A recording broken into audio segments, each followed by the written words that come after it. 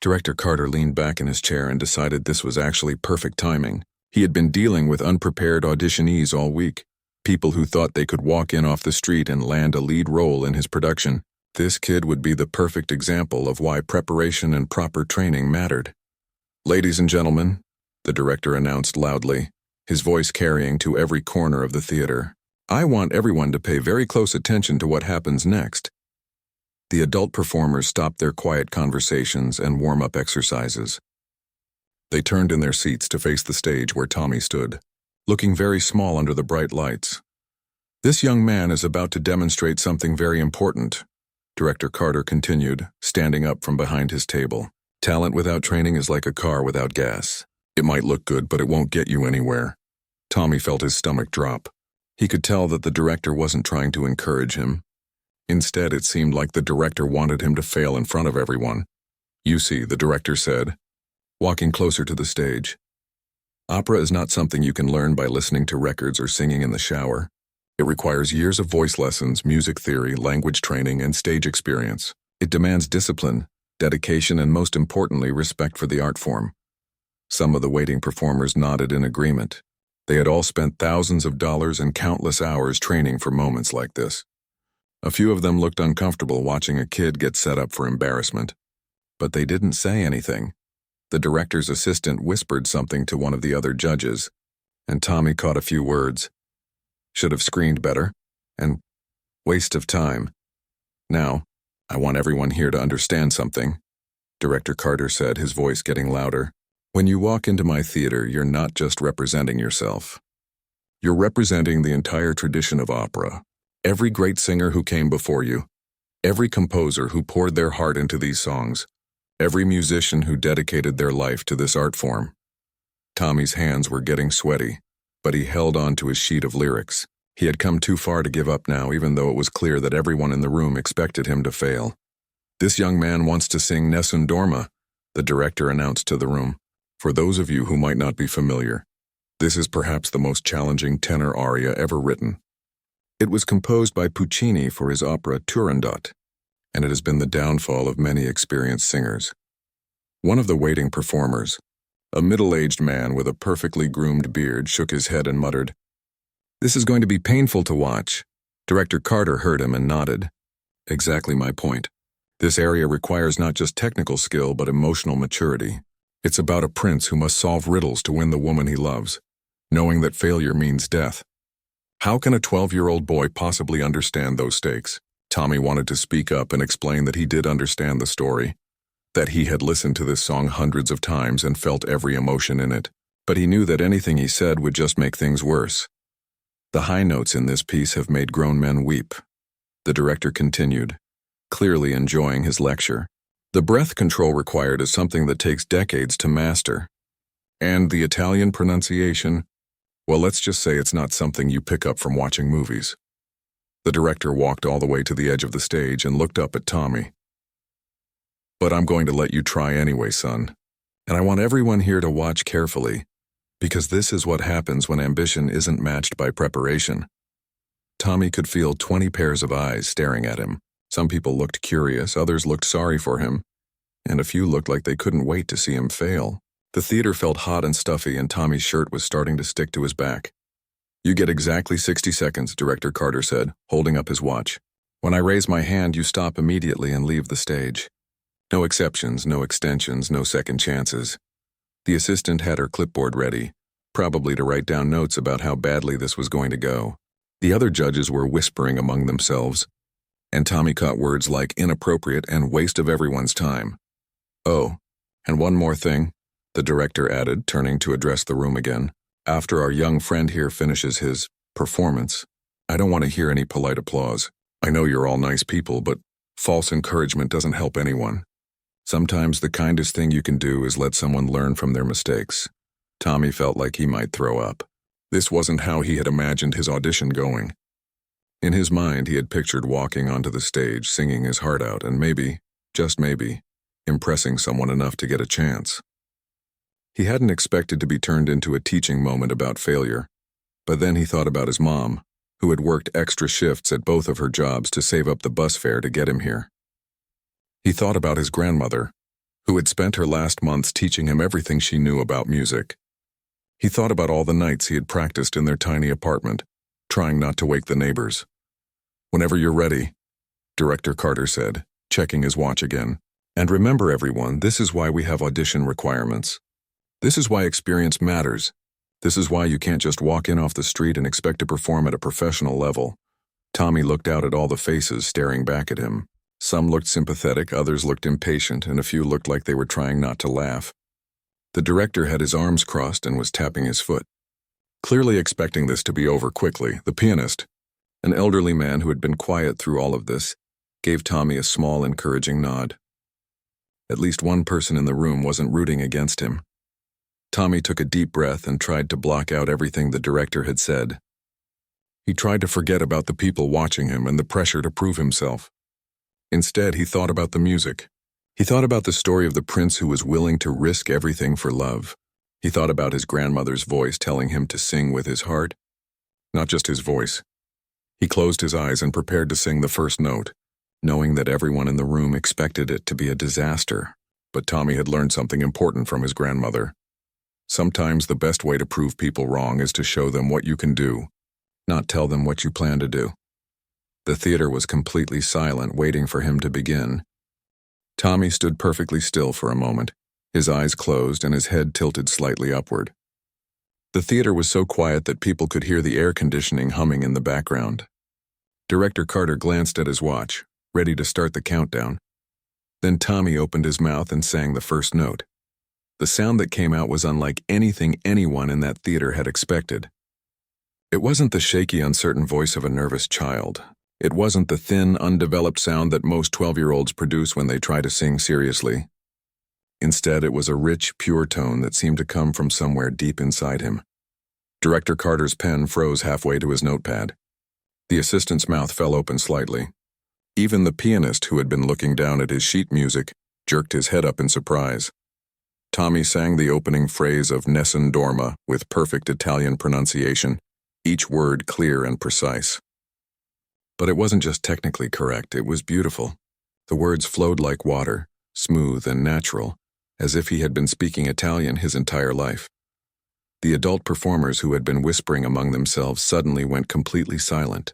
The man with the groomed beard who had predicted this would be painful to watch was now leaning forward in his seat, his eyes wide with disbelief. As Tommy moved into the second phrase of the aria, his voice grew stronger and more confident. The notes seemed to fill the entire theater without any effort at all. He wasn't straining or pushing his voice the way untrained singers often do when they try to be loud enough. Instead, the sound just naturally expanded to reach every corner of the massive space. Director Carter found himself setting down his pen completely. He had heard this song performed by some of the world's greatest tenors, and he knew exactly how difficult it was. The breath control alone was extraordinary. Tommy was sustaining long, flowing phrases that would challenge even experienced singers. But what was truly shocking was the emotion in the boy's voice. This wasn't just someone hitting the right notes at the right time.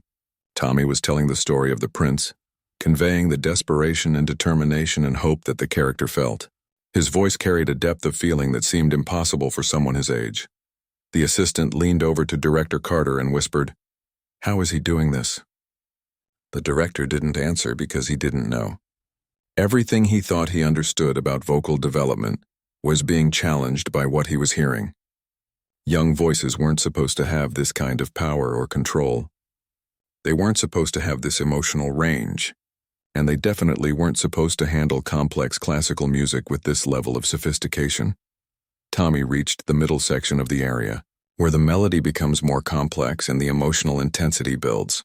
His voice navigated the challenging intervals with perfect pitch and timing. The way he shaped each phrase showed an understanding of the music that usually took years of study to develop. In the orchestra pit, the few musicians who were there for other auditions had stopped what they were doing completely. The violin player was staring up at the stage with her mouth open. The conductor, who had seen hundreds of auditions over the years, was shaking his head in amazement. One of the waiting performers, a woman who had trained at Juilliard, whispered to the person next to her, "That's not possible. Kids don't sing like that," but there Tommy was, proving that sometimes impossible things happen anyway. as he approached the most famous part of the song, the soaring high notes that everyone knows. The tension in the theater was thick enough to cut with a knife. This was the moment where most singers, even good ones, showed their limitations. These notes required not just technical skill but incredible breath support and vocal control. Tommy took a breath and began to climb toward the climactic phrase. His voice rose higher and higher, each note clear and strong and perfectly placed.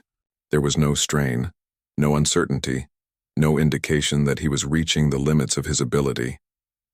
When he hit the highest note, the one that had broken many professional singers, his voice rang out like a bell. It was pure and powerful and seemed to hang in the air long after the sound had ended. The note filled the entire theater, and for a moment everyone forgot to breathe. Director Carter felt something he hadn't experienced in years of listening to auditions. He got chills, actual physical chills running down his arms and spine. This wasn't just good singing. This was the kind of performance that reminded you why you fell in love with music in the first place. As Tommy moved toward the end of the aria, his voice took on an even more emotional quality. He was singing about victory and triumph, about overcoming impossible odds through determination and love. And somehow this 12-year-old boy who had walked in wearing regular clothes and carrying wrinkled sheet, music was making everyone in the room believe every single word. Don't they? Final notes of Nessun Dorma are meant to be triumphant, a celebration of the prince's success. Tommy sang them with such joy and power that several people in the audience found themselves getting emotional. The assistant had tears in her eyes. One of the waiting performers was gripping the arms of his chair so tightly his knuckles had turned white. When Tommy sang the very last note and let it fade into silence, the theater remained completely quiet for several seconds. It was the kind of silence that happens after something extraordinary, when people need a moment to process what they've just experienced. Director Carter realized he was holding his breath. His watch showed that barely 3 minutes had passed, but it felt like the whole world had changed. Everything he thought he knew about talent, about training, about what was possible, had just been turned upside down. Tommy opened his eyes and looked out at the audience. He couldn't read the expressions on their faces. Some people looked shocked, others looked confused, and a few looked like they might cry. He wondered if he had done something wrong, if maybe his performance had been so bad that it left everyone speechless. He had no idea that he had just delivered one of the most extraordinary auditions in the theater's history. Director Carter sat frozen in his chair, staring at Tommy like he was looking at something that shouldn't exist. His carefully maintained professional composure had completely crumbled. For 30 years he had been the person in charge, the one who knew exactly what to expect from every audition. He prided himself on being able to spot talent and predict outcomes within the first few notes. But nothing had prepared him for this. His hands were actually shaking as he set down his clipboard. Carter tried to steady them by gripping the edge of the table, but he couldn't stop the trembling. In all his years of directing, he had never experienced anything like what had just happened on his stage. The silence in the theater stretched on. Carter's mouth was dry, and he realized he had been holding his breath for the last several seconds of Tommy's performance. He tried to speak, to say something professional and measured, but no words came out. His assistant, who had worked with him for over a decade, had never seen him like this. She was used to his quick judgments, his immediate feedback, his ability to categorize every performer within moments of hearing them sing. But now he just sat there, looking like someone had just shown him magic was real. "Sir," she whispered. Should I call the next auditionee?" Carter didn't respond. He was still processing what his ears had just experienced. That voice, that incredible, impossible voice, kept echoing in his mind. The technical perfection was stunning enough, but it was the emotional depth that had truly shaken him. Tommy had sung with the kind of understanding that Carter had only heard from performers who had lived through decades of joy and heartbreak. One of the other judges leaned over and quietly asked, "William, are you all right?" Carter finally found his voice, but it came out as barely more than a whisper. "How old did you say he was?" 12, his assistant replied. The director shook his head slowly like he was trying to wake up from a dream. "That's not possible. 12-year-olds don't sing like that. They can't sing like that. The vocal development, the breath control, the interpretation, it goes against everything I know about how voices mature." He stood up from his chair, his legs feeling unsteady. Carter had built his reputation on being tough, on having impossibly high standards that most performers couldn't meet. He was known for crushing dreams and separating the truly talented from the merely hopeful. But this boy had just challenged every belief he held about what constituted real talent. "I need to hear that again," Carter said, loud enough for Tommy to hear him on stage. Tommy looked surprised. "Was something wrong, sir? Should I try a different song?" "Wrong?"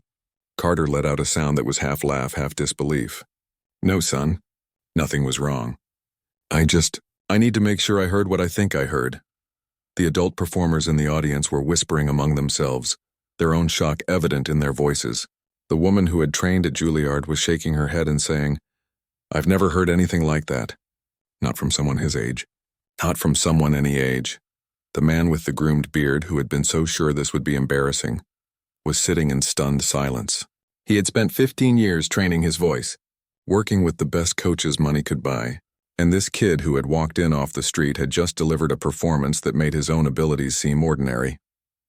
Carter walked closer to the stage, his steps slow and deliberate. Up close, he could see that Tommy was just a regular kid. There was nothing special about his appearance, nothing that would have suggested he possessed this extraordinary gift. He was small for his age, with nervous eyes and clothes that had seen better days. "Where did you study?" Carter asked, his voice still shaky. "I didn't really study anywhere, sir," Tommy replied. "My grandmother taught me some things before she passed away, and I listened to a lot of opera music at home." Carter felt like the ground was shifting under his feet. "Your grandmother? She was a voice teacher?" "Not really. She just loved music. She had these old records and we would listen to them together. She told me stories about the operas and taught me what the songs meant." "And that's it? No formal lessons? No conservatory training? No years of study?" Tommy shook his head. "We couldn't afford lessons. Mom works really hard, but there's not much money left over for things like that." Carter had to sit down again. Everything he thought he understood about vocal development was being rewritten in real time. He had always believed that great singing required great teaching, expensive training, and years of disciplined practice. The idea that someone could develop this level of skill just by listening and feeling their way through the music challenged his entire worldview. His assistant was frantically writing notes, trying to capture what was happening. She had never seen the director so completely thrown off balance. Usually by this point in an audition, he would have made his decision and moved on to the next performer, but he seemed unable to process what he had just witnessed. "I want you to sing something else," Carter said, his voice gaining some strength back. "Do you know any Verdi?" "Some," Tommy replied. "I like La Traviata. Sing De miei volenti spiriti from Act 2. This was another incredibly challenging piece, one that required even more technical skill than Nessun Dorma. Carter was testing him, trying to find the limits of this impossible talent. Surely the boy would struggle with something this complex. But as Tommy began the opening phrases of the Verdi aria, Carter realized that there might not be any limits to find. The boy's voice seemed to adapt to whatever was asked of it, finding new colors and textures that perfectly matched the emotional content of each piece. Carter sank back in his chair and watched this 12-year-old kid deliver another flawless performance. As the final notes faded away, he realized that his comfortable, predictable world of auditions and expectations had just been permanently changed. He was looking at something he had never encountered before. Pure, undiluted, impossible talent. And he had no idea what to do with it. The theater remained silent as Carter tried to figure out how to respond to something that defied every rule he thought he knew about music and performance. For the first time in his career, the great director Carter was completely speechless. Director Carter finally found his voice and called Tommy down from the stage. As the boy walked toward him, Carter's mind raced with questions. He needed to understand how something like this was possible. How a kid with no formal training could sing better than professionals who had studied for decades. "Sit down, son," Carter said, his tone completely different from the dismissive way he had spoken earlier. "Tell me about yourself. Tell me everything." Tommy perched nervously on the edge of a chair, still not sure if he had done well or poorly. The director's expression was so intense that Tommy worried he might be in trouble. "Start with your grandmother," Carter said gently. "You mentioned she taught you?" Tommy's face lit up for the first time since entering the theater. Grandma Rose was amazing. She lived with us for the last 2 years before she got sick. She had this whole collection of old opera records from the 1960s and 70s, and she would play them every day. Carter leaned forward, hanging on every word. What kind of records? Everything, Tommy said, his voice growing more confident as he talked about something he loved. Pavarotti, Callas, Domingo Price.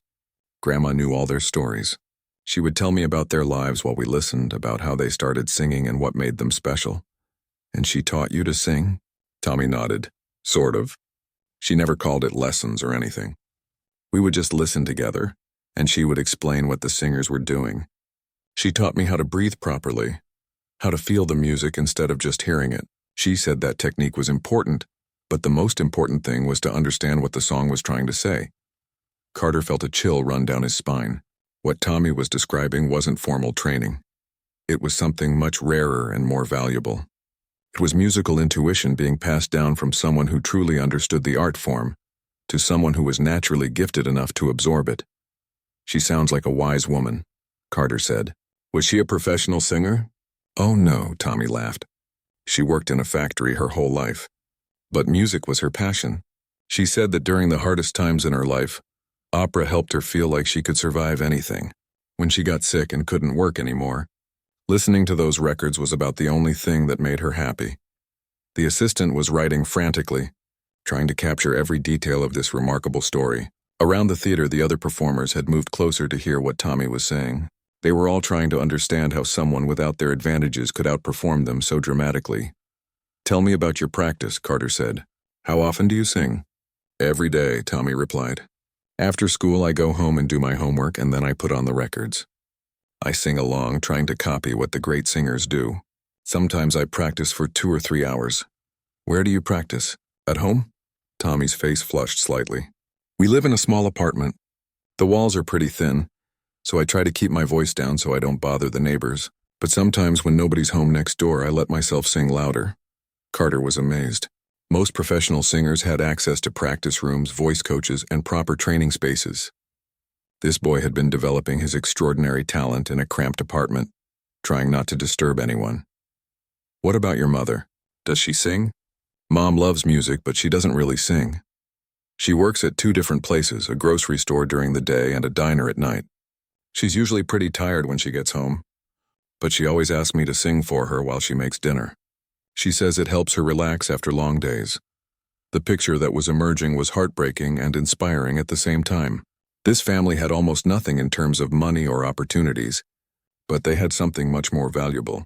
A deep, genuine love of music that had been nurtured across generations. How did you learn the Italian pronunciation? Carter asked. That's usually one of the hardest things for English speakers to master. Grandma had this old Italian dictionary, and she knew a little bit of the language from when she was young. She taught me what each word meant, so I would understand what I was singing about. She said you can't sing something truthfully if you don't know what you're saying. Carter nodded slowly. This explained why Tommy's performances had such emotional depth. He wasn't just making beautiful sounds, he was telling stories, communicating the meaning of each song with perfect clarity. And the breathing technique? The way you support your voice? Grandma showed me how the great singers stood and breathed. She would put her hand on my stomach and teach me to breathe from down deep, like the air was coming from my feet. She said that's where the power comes from, not from your throat. This was exactly the kind of foundational training that cost thousands of dollars at prestigious music schools. But Tommy had learned it sitting in his living room with a woman who understood music better than most trained professionals. Tommy, Carter said carefully, do you realize how extraordinary what you just did was? The boy shrugged. I just tried to sing the way Grandma taught me. She always said that music is about sharing feelings with people, about making them understand something important. Carter looked around at the faces of the adult performers. They were all staring at Tommy with a mixture of awe and disbelief.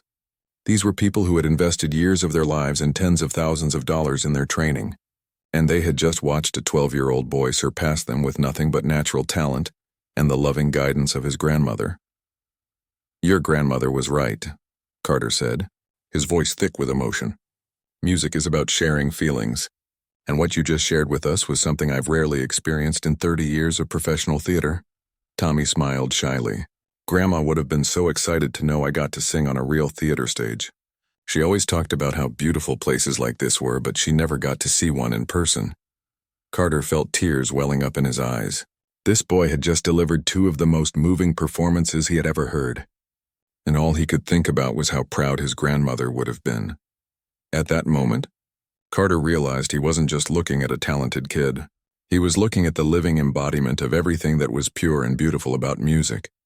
The power to transcend circumstances, to connect people across generations, and to transform lives through the simple act of sharing human emotion through song. Director Carter was still struggling to accept what he had witnessed.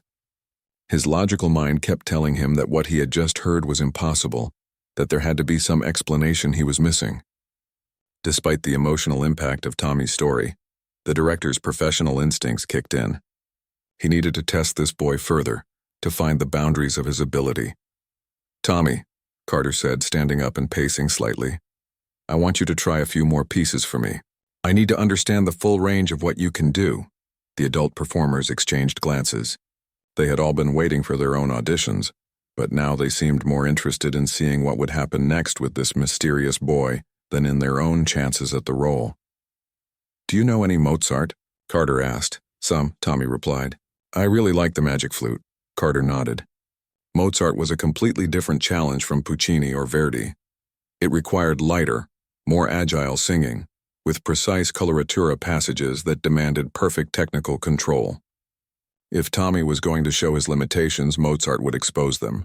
Sing dies Bildnis ist bezaubernd schön from Act 1. This aria required not just beautiful tone but incredible precision. The German language added another layer of difficulty, and the ornamental passages were notoriously challenging even for experienced singers. Tommy took a moment to center himself, then began the opening phrases. Once again, his pronunciation was flawless, his German clear and natural sounding. But what truly amazed everyone was how his voice seemed to change character completely to match Mozart's style. Whereas Puccini had been powerful and dramatic, his Mozart was light and elegant, with a sweetness that perfectly captured the character's youthful wonder. Carter watched in fascination as Tommy navigated the complex coloratura passages with ease. His voice danced through the rapid-fire notes like they were simple scales, each one perfectly placed and crystal clear. The boy wasn't just hitting the right pitches, he was making music, shaping each phrase with artistic intelligence that seemed far beyond his years. When Tommy finished, Carter immediately called out another test. "Schumann, Ich grolle nicht from Dichterliebe." This was a completely different challenge and an intimate art song that required subtlety and emotional sophistication. Where the opera arias had been about power and drama, this piece demanded introspection and psychological depth. Tommy's performance of the Schumann was perhaps even more shocking than his opera singing. He captured the complex emotions of the song. The narrators claim that he bears no grudge mixed with his obvious pain and bitterness, and with a maturity that shouldn't have been possible for someone his age, the adult. Performers were now openly staring in amazement. One of them, a soprano who had been performing professionally for 8 years, whispered to her neighbor, "This is impossible. He's singing like he's lived through heartbreak and loss. How does a 12-year-old understand those emotions?" Carter was thinking the same thing. But as he watched Tommy sing, he began to understand. This boy had lived through loss, the death of his beloved grandmother, the daily struggle of watching his mother work herself to exhaustion, the reality of growing up with very little money in a world that often judged people by what they had, rather than who they were. "French next," Carter announced, his voice taking on an almost desperate quality. "Do you know any Fauré?" "A présent rêve," Tommy responded without hesitation. The French art song tradition was known for its sophistication and subtlety. Carter was sure that this would finally reveal the boy's limitations. The French language was notoriously difficult for English speakers, and Fauré's music required a level of cultural understanding that typically came only from years of study. But once again, Tommy surprised everyone. His French was beautiful, his understanding of the musical style perfect. He sang about dreams and longing with such genuine feeling that several people in the theater found themselves getting emotional. Carter was running out of ways to challenge this boy. Every piece he threw at him seemed to unlock a new dimension of Tommy's talent. It was as if the boy had an instinctive understanding of every musical style, every language, every emotional territory that the songs explored. "One more," Carter said, his voice now filled with genuine curiosity rather than skepticism.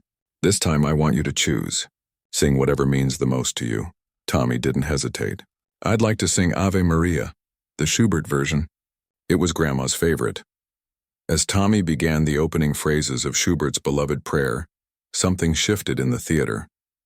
This wasn't just another audition piece, this was personal. This was Tommy's way of honoring the woman who had given him the gift of music, who had seen his potential when no one else even knew it existed. The pure, simple melody seemed to float through the air like something sacred. Tommy's voice carried a reverence and love that made everyone in the room feel like they were witnessing something holy. By the time he reached the final Ave Maria, there wasn't a dry eye in the theater. When the last note faded away, the silence was profound. Carter stood there, completely overwhelmed by what he had experienced. In the span of an hour, this boy had demonstrated mastery of Italian, German, and French repertoire. He had shown perfect pitch, flawless technique, and emotional depth that rivaled the greatest singers Carter had ever heard. But more than that, Tommy had reminded everyone in the room why they had fallen in love with music in the first place. In a world of calculated performances and strategic career moves, here was someone who sang purely for the joy of sharing beautiful music with others. Carter looked at his watch and realized that Tommy had been singing for almost an hour. The other auditionees had been sitting patiently, but now they seemed to understand that they had witnessed something historic. A few of them were actually applauding softly. "Tommy," Carter said, his voice barely above a whisper, "I have one final question for you." "Yes, sir? What do you want to do with this gift you have?" Tommy thought for a moment, then smiled. "I want to make people feel the way Grandma's records made me feel. I want to help them remember that beautiful things still exist in the world, even when everything else seems hard." Carter closed his eyes and took a deep breath. In 30 years of directing, he had never encountered anything like this boy. Tommy wasn't just extraordinarily talented. He was a reminder of everything pure and honest about the art form they all claimed to love. When Carter opened his eyes, he knew exactly what he had to do. Director Carter walked to the center of the theater and stood there for a long moment, looking up at Tommy on the stage. His mind was racing through the implications of what he was about to do. In 30 years of directing, he had never made a decision this quickly or this dramatically. But then again, he had never encountered anything like Tommy. "Ladies and gentlemen," Carter announced, his voice carrying clearly through the theater, "I need to address everyone here today." The adult performers turned in their seats, sensing that something important was about to happen. Carter's assistant looked up from her notes, her pen poised in the air. The atmosphere in the theater was electric with anticipation. "I want to apologize," Carter began, "to everyone who came here today expecting a fair and normal audition process. What has happened here today has been anything but normal." Tommy shifted nervously on the stage, wondering if he had somehow disrupted things in a way that would get him in trouble. "I also want to apologize to this young man," Carter continued, looking directly at Tommy. "When you walked in here today, I treated you with dismissal and skepticism. I used you as an example of what not to do, and I tried to set you up to fail in front of everyone. I was wrong, and I'm sorry." The sincerity in Carter's voice was unmistakable. Some of the adult performers looked surprised. They had never heard the famously tough director apologize to anyone, let alone admit he had been wrong. "But what happened next," Carter said, his voice growing stronger, "has changed everything I thought I knew about talent and music and what's possible when someone truly loves what they do." He began walking slowly toward the stage as he spoke. "Tommy, in the past hour you have delivered some of the most extraordinary vocal performances I have ever heard. And I say that as someone who has worked with world-class opera singers for 3 decades. What you have shown us today defies every rule I thought I knew about vocal development and musical training." Tommy's eyes widened. He still wasn't sure if this was good or bad news. "Your technique is flawless," Carter continued.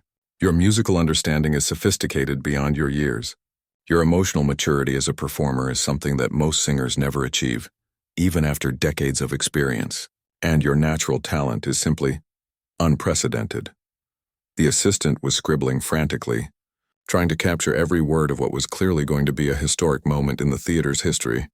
"But more than all of that," Carter said, You have reminded all of us why we fell in love with music in the first place. You sing with a purity and honesty that cuts through all the politics and business and competition that sometimes clouds our industry.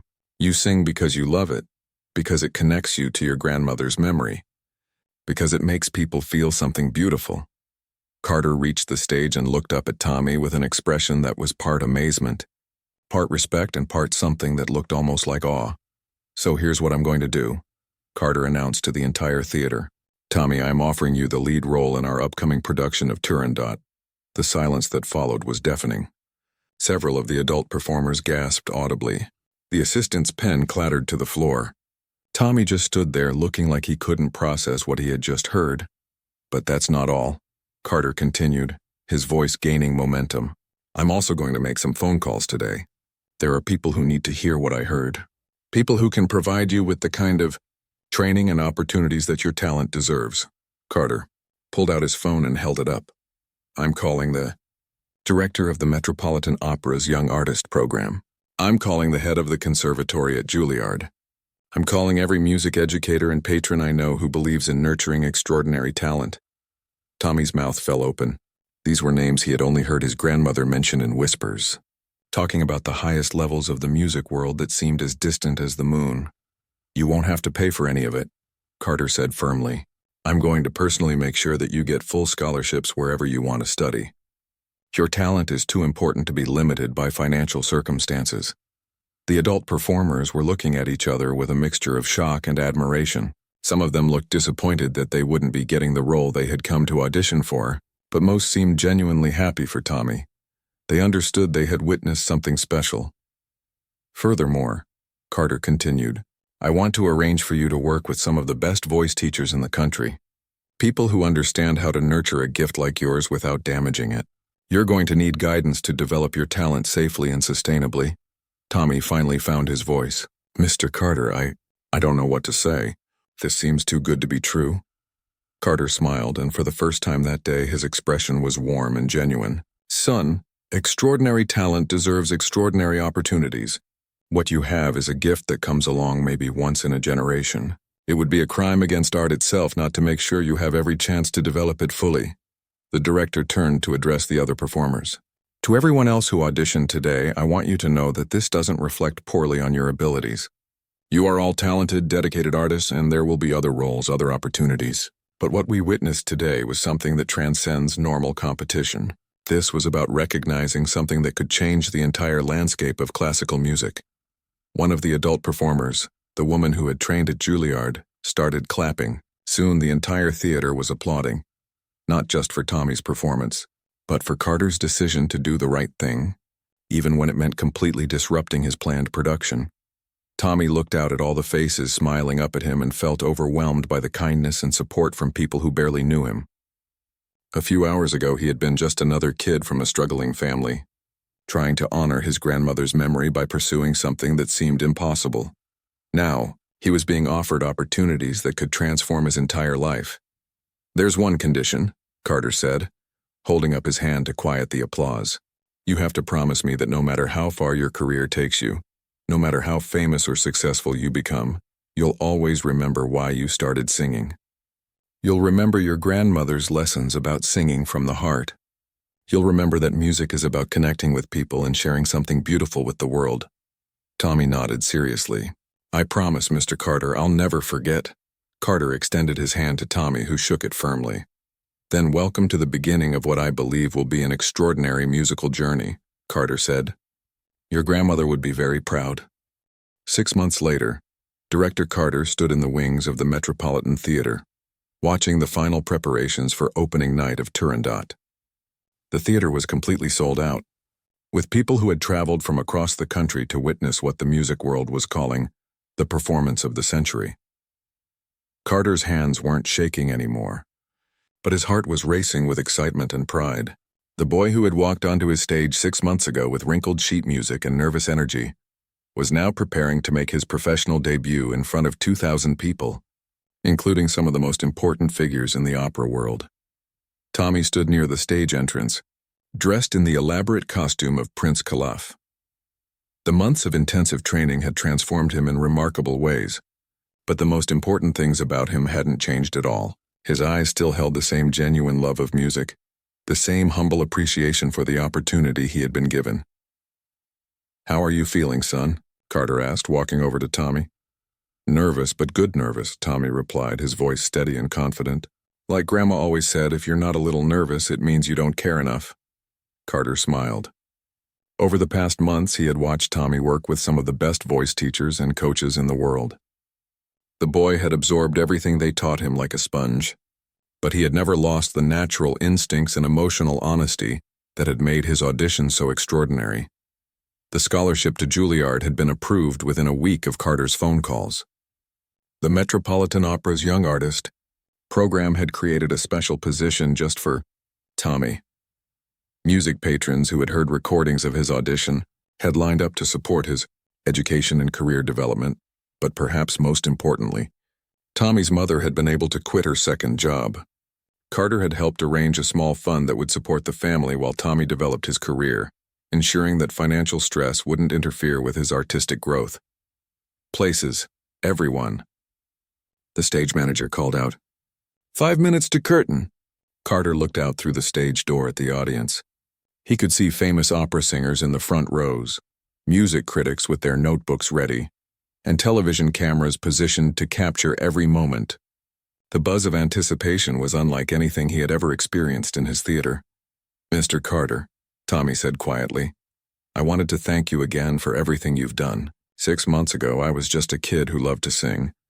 Now you're still a kid who loves to sing." Carter interrupted with a warm smile. "That's the most important thing. Everything else, the fame, the opportunities, the recognition, those are just bonuses. Never lose sight of why you started." Tommy nodded seriously. "I won't. I promise." The orchestra began the opening notes of Turandot, and Carter felt the familiar thrill that came with the start of a live performance. But tonight was different. Tonight he knew he was about to witness something that would be remembered for decades. As the first act progressed, Carter watched from the wings as Tommy transformed completely into Prince Calaf.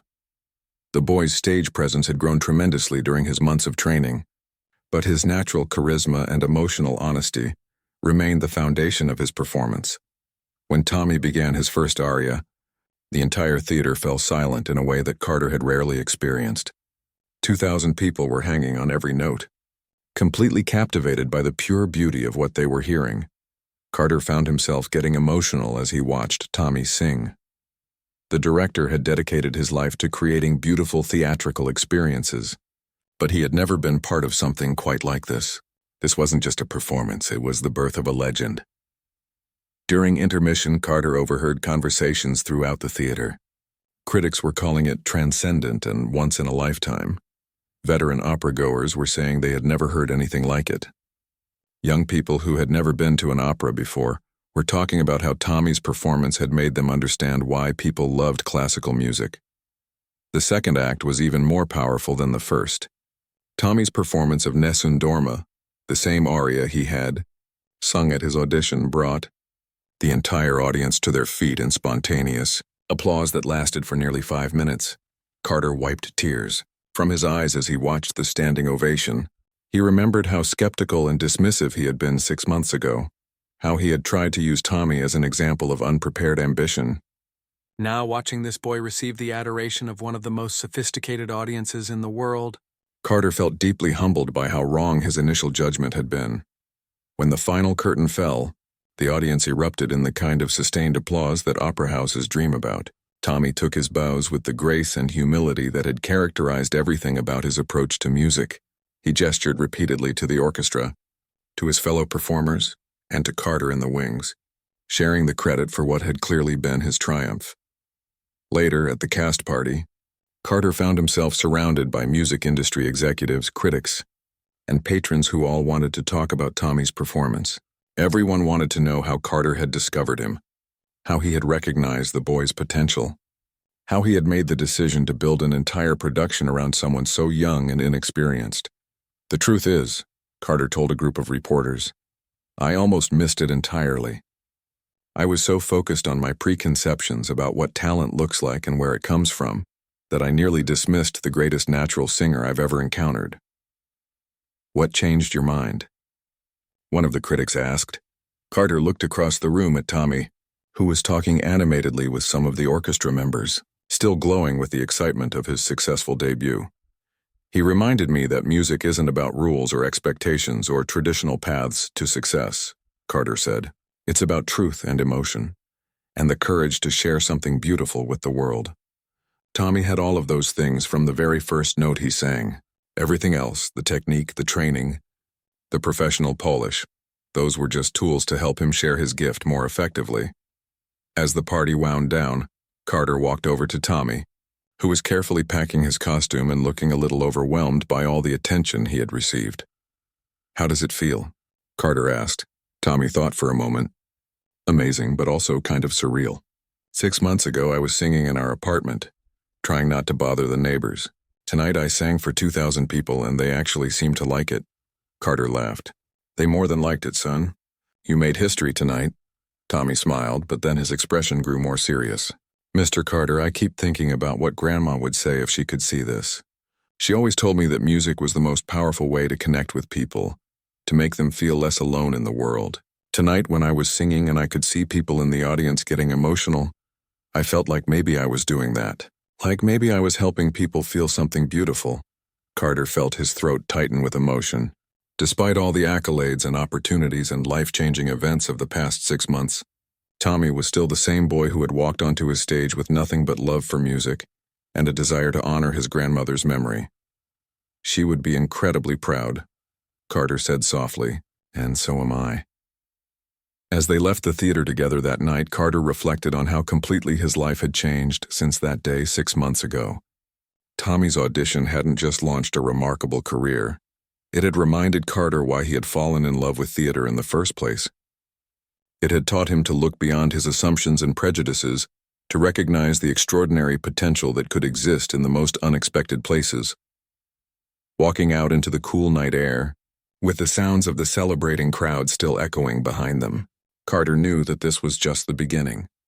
Tommy's career would take him to opera houses around the world, but he would always remember this night, this theater, and the moment when a skeptical director learned that sometimes the most beautiful music comes from the most unlikely sources. The boy who had walked in with wrinkled sheet music had become a star. But more importantly, he had remained true to the lessons his grandmother had taught him about singing from the heart, and in doing so, he had changed not just his own life but the lives of everyone who had been fortunate enough to witness his extraordinary gift. The old theater doors creaked as 12-year-old Tommy pushed them open. His heart was beating so fast he could hear it in his ears. The Metropolitan Theater was nothing like the small community center where he sometimes sang. This place was huge, with red velvet seats stretching up to the ceiling and golden decorations everywhere. Tommy's sneakers made squeaky sounds on the shiny floor as he walked down the aisle. He tried to walk quietly, but every step seemed to echo through the massive space. In his sweaty hand, he held a piece of paper with song lyrics printed on it. The paper was wrinkled because he had been holding it so tight during the bus ride here. At the front of the theater, a man in an expensive suit sat behind a long table.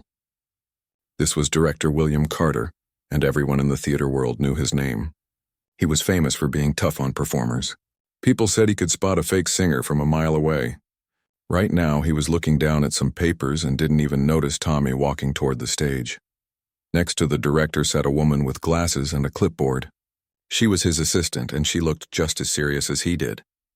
Behind them, a few other people in fancy clothes whispered to each other. These were probably the people who would help decide who got picked for the show. Tommy looked around and saw about 20 other people waiting to audition. Most of them were adults, and they all looked like real professional singers. The women wore beautiful dresses and the men had on nice suits. They were warming up their voices, doing scales and exercises that sounded perfectly smooth. Some of them had thick folders full of sheet music, and a few even had their own piano players with them. Tommy looked down at his own clothes.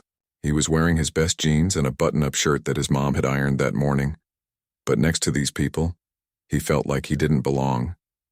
His mom had dropped him off outside because she had to get to her second job at the diner. She couldn't afford to take time off work, even for something this important. The assistant with the clipboard looked up and noticed Tommy standing there. She frowned a little, like she was confused about why a kid was in the theater. She walked over to him and asked in a quiet voice if he was lost or looking for his parents. "I'm here for the audition," Tommy said, trying to make his voice sound confident. The woman's eyebrows went up in surprise. She looked at Tommy from head to toe, taking in his regular clothes and young face. Then she looked at the piece of paper in his hand. "How old are you, sweetie?" she asked. 12, Tommy answered. The assistant shook her head slowly. "This audition is for the lead role in our new opera production. It's a very difficult part that requires years of training and experience. Are you sure you're in the right place?" Tommy nodded. "My mom called last week and asked if I could try out. Someone told her you might make an exception." The assistant sighed. She clearly didn't want to deal with this situation, but she also didn't want to be mean to a kid. She walked back to the director and whispered something in his ear. Director Carter looked up for the first time and stared at Tommy with an annoyed expression. "What's this about?" the director asked in a voice loud enough for everyone to hear. "The boy says he's here to audition for the lead role," the assistant explained. Some of the adult performers turned to look at Tommy. Few of them smiled in a way that wasn't very nice, like they thought it was funny that a kid thought he could compete with them. Others just shook their heads and went back to their vocal exercises. Director Carter set down his pen and really looked at Tommy for the first time. His eyes were sharp and seemed to see everything. Tommy felt like the director was judging him before he even opened his mouth to sing. "Son, do you have any idea what opera is?" the director asked. "It's not like singing along to the radio in your car. These are some of the most challenging songs ever written. They require perfect technique, years of training, and a mature voice that can fill this entire theater without a microphone." Tommy's cheeks turned red, but he stood up straighter. "I know it's hard, sir, but I've been practicing and I really love opera music." The director looked at his watch like he was already bored with this conversation. "What song are you planning to sing?" Tommy held up his wrinkled paper. "Nessun Dorma, sir." The silence in the theater was so complete you could hear a pin drop. Nessun Dorma was one of the most famous and difficult opera songs ever written. It was the kind of song that even experienced professional singers found challenging. For a 12-year-old kid to even attempt it seemed impossible. One of the adult performers actually laughed out loud. Another one whispered to his friend that this was going to be embarrassing to watch. Director Carter rubbed his forehead like he was getting a headache. He had a reputation to maintain, and he didn't want people thinking his auditions were a joke. But he also knew that Tommy's mom had probably spent money she didn't have just to get him here. The least he could do was let the kid try, even if it was just to teach him a lesson about being realistic. "Fine," the director said with a sigh. "You can audition. But I'm only giving you 1 minute. When I hold up my hand, you stop singing and leave the stage. Do you understand?" Tommy nodded quickly. His mouth was dry and his hands were shaking a little, but he was grateful for the chance. As Tommy walked toward the stage, the adult performers settled back in their seats like they were about to watch a show. Some of them had sympathetic looks on their faces, feeling sorry for the kid who was about to embarrass himself. Others looked amused, ready to see him fail. The director turned to his assistant and said quietly, "Maybe this will teach the other auditionees why we have age requirements and experience standards. Sometimes a reality check is exactly what people need." Tommy climbed the steps to the stage, and suddenly, the theater looked even bigger than before.